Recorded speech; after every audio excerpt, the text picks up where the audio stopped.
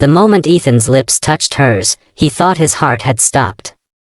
He had never meant for their first kiss to happen like this. Not with sirens screaming outside, not with her gasping for air in his arms, not with his own hands trembling as he tried to revive the unconscious billionaire who had collapsed right in front of him. But as her eyes fluttered open and she stared at him like he had shattered every law of her world, neither of them knew that moment would set off a chain of events that would change both of their lives forever. Ethan had been sweeping the marble floors of the Sterling International headquarters for 3 years, raising his 7-year-old daughter Lily alone after losing his wife. Most days he kept his head down, blending into the background. People walked past him, talked over him, treated him like a shadow. But he didn't complain. All he cared about was earning enough to give Lily the childhood she deserved.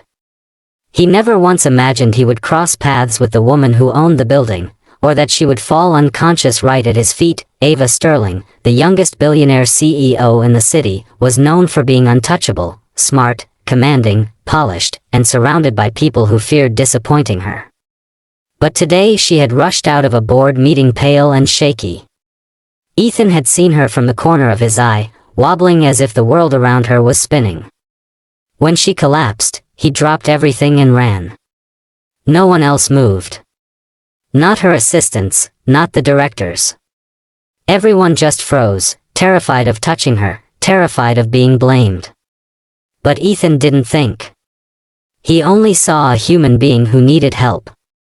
He lifted her into his arms and felt how cold she had become. She wasn't breathing right. Panic clutched his throat, but he forced himself to remember what he'd learned in a first aid class after his wife's death. He tilted her head back, whispered, "Please stay with me," and pressed his lips to hers to give her air. That single kiss wasn't romance. It was life or death.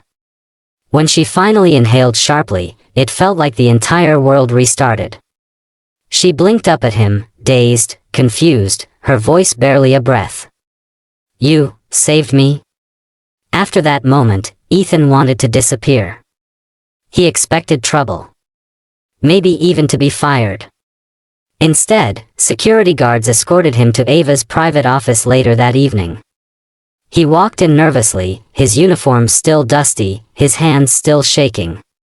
Ava sat behind her enormous glass desk, but she wasn't the cold, unreachable CEO he saw on the news.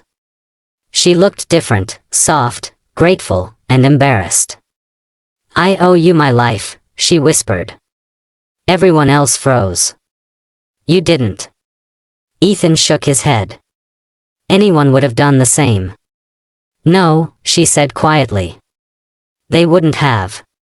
And that was the start of everything. Of rumors spreading through the building, of whispers behind Ethan's back, of Ava's board questioning her closeness with a janitor, of worlds that were never meant to collide suddenly crashing into each other. Ava insisted on meeting Lily, wanting to thank the little girl who gave Ethan the strength to keep going every day.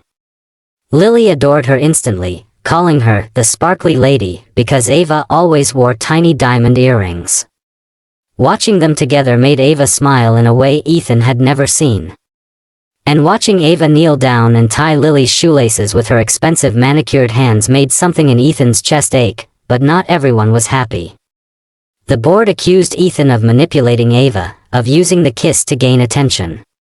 Some employees mocked Lily, calling her the janitor's kid. When Ethan heard her crying in the storage room after school, he broke. He confronted Ava, telling her he didn't want to cause trouble. "Maybe we should stay away," he whispered. Ava shook her head, eyes burning. "I don't want distance. I want truth." She stepped closer, her voice trembling. "The kiss that saved my life, it wasn't the last time I wanted to feel close to you." Ethan froze. He had spent years burying his heart, convincing himself love wasn't for men like him. But she reached out and held his hands, not caring how rough or calloused they were. "You didn't save me because I'm a billionaire," she said. "You saved me because you're good. And I don't want to pretend that didn't change me." Their worlds were messy. Their differences were loud. But their feelings were louder. Ethan realized something as he looked into Ava's brave, fragile eyes. maybe love didn't care about status. Maybe it only cared about courage, and so the janitor who had lived in the shadows took a breath, lifted Ava's chin gently, and kissed her again, this time not to save her life, but to start a new one. That everything changed after that. The board eventually accepted their relationship, Lily finally found someone who made her laugh again, and Ava discovered a home she never knew she needed. And Ethan? He learned that even a man who once believed he had nothing to offer, could become everything to the right person. Their love wasn't perfect. It was real. And sometimes, real is enough to change the world.